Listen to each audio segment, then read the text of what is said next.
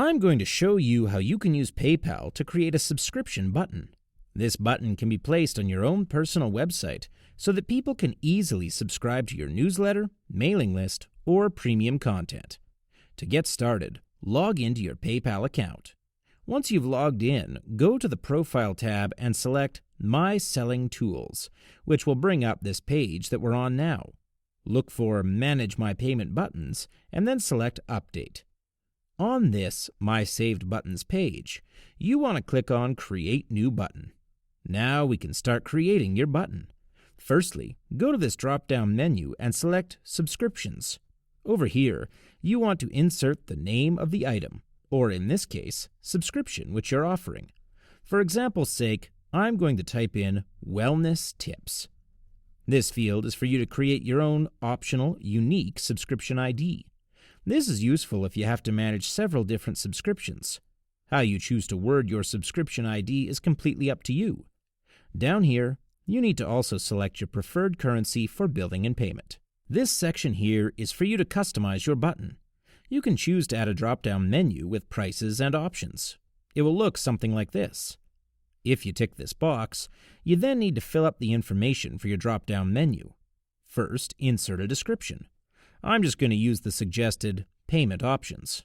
For options, I'm going to offer options for 1-month subscriptions, 3 months, and 6 months, though these options are completely up to you. Next, set the frequency of how often your customers will be charged. I'm going to leave it at monthly for now. Then insert the amount they will be charged. So for now, I'm going to say that a 1-month subscription will cost $10. 3 months will go at $9 monthly, and maybe $7 monthly for 6 months of subscription. Once you're done with this, click this button here. And this is how your button will look on your website. You can even choose to have that same drop-down menu but without the price, so the drop-down menu would only show options. You can even choose to add a text field which will look something like this one. This isn't too important for subscriptions, so I would not recommend including this text field. When you click on this blue drop-down menu, you'll be given the option to customize the appearance of your PayPal button.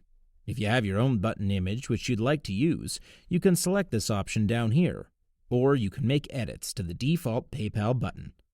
You can also choose to use a smaller button which will look like this, or you can use the default size button and choose to either display the credit card logos or remove them. It's up to you. Down here, select the country and language for your button. I'll select United States, English. You can also choose to change the button text from subscribe to buy now. I'm going to leave it at subscribe. Depending on how your subscription works, you may or may not want to have PayPal create usernames and passwords for your subscribers. If your customers need to access premium members-only content on your website, this could come in handy. However, if your customers are subscribing to a mailing list where you send them information via email, then you don't need to tick this box. You can also specify after how many cycles you would like the billing to stop.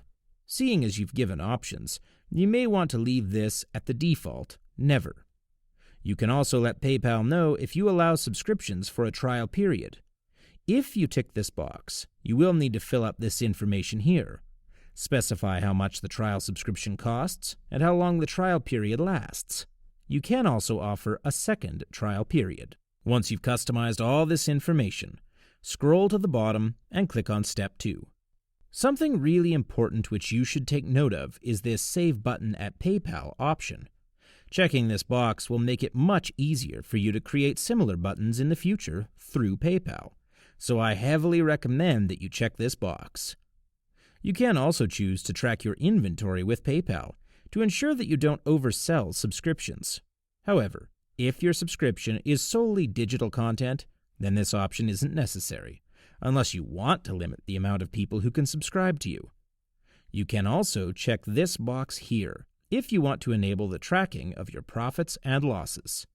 So if we tick this box here, you can choose to track profits and losses by items or per the options you have previously listed in your drop-down menu. Just key in your item ID and price. After you've completed Step 2, click on the Step 3 bar at the bottom of the page. This is where you can customize your checkout pages. The first thing you can customize is whether you need your customer's shipping address. Again, if your subscription deals mainly with digital content and emails, you do not need to check this box because their shipping address is irrelevant. And down here, you can specify which page that your customers will be directed to in the event that they cancel their checkout. You can also specify which page your customers will be directed to once they've completed their checkout. Maybe you want to send them to a thank you page, or a squeeze page even. Just make sure you tick these two boxes and insert the relevant URLs in both fields. And once you're done with this, go ahead and hit the Create button. And that's it. Your button is now ready. On this page, you'll find your subscription button's unique HTML code. What you need to do is just hit Select Code, right-click the highlighted text, and select Copy.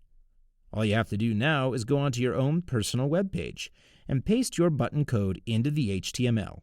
Once you publish the changes, your button should work fine. But be sure to test it anyway to ensure it links to the PayPal payment page.